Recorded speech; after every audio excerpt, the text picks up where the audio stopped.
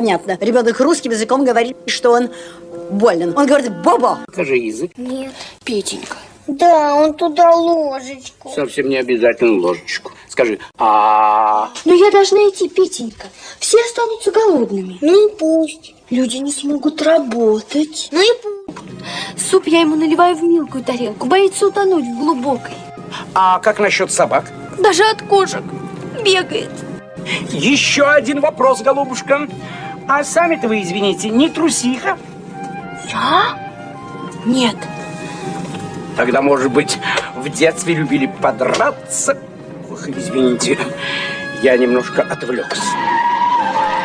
Берем сироп вишневый, затем смешное слово смешаем хорошо. Добавим шоколадку, 2 шутки и загадку, и вот смеяться хочется, хохочет и щекочется веселый порошок.